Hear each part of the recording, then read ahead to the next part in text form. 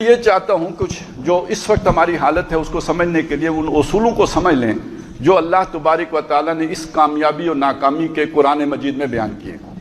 پہلی یہ بات فرمائی کہ جب ہم کسی بستی کو ہلاک کرنے کا ارادہ کرتے ہیں تو اس کے جو خوشحال لوگ ہوتے ہیں، خوشحال لوگ، آسودہ حال لوگ، یعنی ان کے جو لیڈرز ہوتے ہیں، میں آسان ترین ترجمہ کر دوں، یعنی جن کو لوگ فالو کرتے ہیں، ان کو ہم کھلی چھٹی دے دیتے ہیں، یعنی کوئی پکڑ دکڑ نہیں ہوتی، من موجی زندگی بسر کر سکتے ہیں، تو وہ پھر اس بستی میں فسق و فجور کا بازار گرم کر دیتے ہیں، نئی سے نئی گمراہیاں لے کے آتے ہیں، نئی سے نئے نافرمانیوں کے طریقے نکالتے ہیں۔ فَفَسَقُوا فِيهَا، جب وہ یہ کرتے ہیں تو فَحَقَّ عَلَيْهَا الْقَوْلُ، ان پر ہماری بات ثابت ہو جاتی ہے۔ کون سی بات؟ وہ عذاب والی بات۔ جب وہ بات ثابت ہو جاتی ہے فَدَمَّرْنَاهَا تَدْمِيرًا، اس بستی کو ہم جڑ سے اکھاڑ کر پٹخ دیتے، ختم کر دیتے، اور اس میں کوئی تمیز نہیں ہے کہ وہ مسلمان بستی ہے یا کافر بستی ہے۔ یروشلم کی بستی مسلمان بستی تھی، اس میں نبی بھی موجود تھے، لیکن یہ کہ بحیثیت مجموعی اس کا رخ جب یہ ہوا غلط ہو گیا، اللہ نے بخت نصر کو بھیجا۔ نبی ہونے کے باوجود، نیک لوگ ہونے کے باوجود، تورات کے عالم ہونے کے باوجود، بیت المقدس جو سلیمان علیہ السلام نے تعمیر کیا تھا اس کی آباد کاری کے باوجود، اس میں نمازیں پڑھنے کے باوجود، اس میں بیٹھ کے تو وظیفے کرنے کے باوجود 6 لاکھ بندہ قتل ہو گیا، اور 6 لاکھ کو غلام بنا کے وہ بیبلونیا لے گیا۔ کوئی ایک زندہ متنفس اس نے اس شہر میں باقی نہیں چھوڑا، اور اللہ نے کہا یہ ہمارا عذاب تھا، وہ بخت نصر ہم نے تم پر مسلط کیا تھا۔ عباد لنا اولی باس شدید فجاسوا خلال الدیار وکان وعدا مفعولا، ہم نے یہ بندے تم پر مسلط، ہمارے بندے تھے مشرک، لیکن تمہاری درگت بنانے کے لیے ہم نے بھیجے تھے، تمہارے شہروں کی گلیوں میں گھس گئے اور ہر شے انہوں نے تہ و بالا کر کے رکھی۔ یہ کوئی کافروں کی بستی نہیں تھی، اس میں نبی موجود تھے، لیکن مجموعی رنگ جب غلط ہو گیا، اجتماعی رنگ جب غلط ہو گیا، تو اللہ تعالیٰ نے اس طرح کا جھاڑو پھیرا پھر وہاں پر۔ اس چیز کو سامنے رکھیں تو 2 چیزیں میں اور آپ کے سامنے وہ عروج و زوال کے حوالے سے رکھ دیتا ہوں، بات بہت آسانی سے سمجھ میں آ جائے گی۔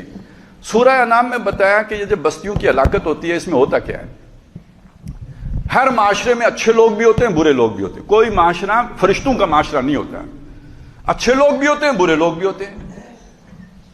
تو جب اللہ تعالیٰ کسی بستی کو ہلاک کرنے کا، یعنی اس کا کوئی جرم ایسا ہے جو ہم نہیں جانتے، اللہ جانتا ہے، اس جرم کی وجہ سے پھر اللہ اس کی ہلاکت کا جب فیصلہ کر لیتا ہے تو اس بستی کے جو مجرم لوگ ہیں ان کو بڑا بنا دیتا ہے۔ وَكَذَلِكَ جَعَلْنَا فِي كُلِّ قَرْيَةٍ أَكَابِرَ مُجْرِمِيهَا، اسی طرح ہم اس بستی کے بڑے بنا دیتے ہیں ان لوگوں کو جو ان کے مجرم ہوتے ہیں، بدکار، بدعمال، برے، فاسق، فجار، ان کو بڑا لیڈر بنا دیتے ہیں۔ جب وہ لیڈر بنتے ہیں تو ظاہر عوام تو الناس علی دین ملوکہم، لوگ تو ان کے طریقوں پر ہوتے ہیں۔ وہ اگر جھوٹ بولیں گے تو انہیں دیکھ کے لوگ سمجھیں گے جھوٹ بولنا کوئی بڑے کام، بادشاہ جھوٹ بولتے ہیں تو جھوٹ بولنا ہی تو سمجھداری کی بات ہے، سیانا آدمی تو جھوٹ بولتا ہے نا، سب سے بڑا سیانا بادشاہ۔ تو جب وہ جھوٹ بولتے ہیں تو جھوٹ بولنا کوئی بڑی قیمتی شے ہوتی ہے۔ اب مولوی کی بات کوئی نہیں سنے گا، کیونکہ اتنا بڑا کامیاب آدمی جھوٹ بول رہا ہے تو جھوٹ بولنے ہی میں عظمت ہے۔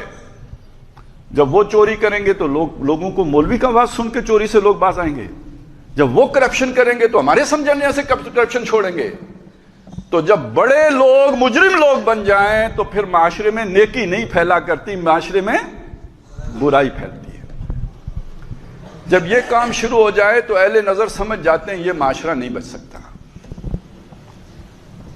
یعنی جیسے آپ کی نبض 200 پہ چلی جائے، بلڈ پریشر 200 کراس کر جائے تو اب ڈاکٹر صاحب کیا کہیں گے آپ کو؟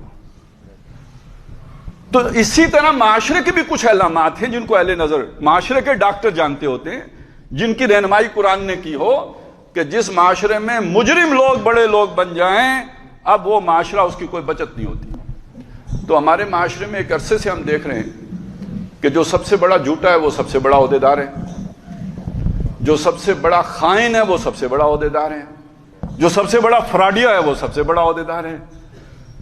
تو یہ سارا کچھ دیکھ کے کوئی تصویر ذہن میں جو بنتی تھی وہ بڑی مایوس کن بنتی تھی۔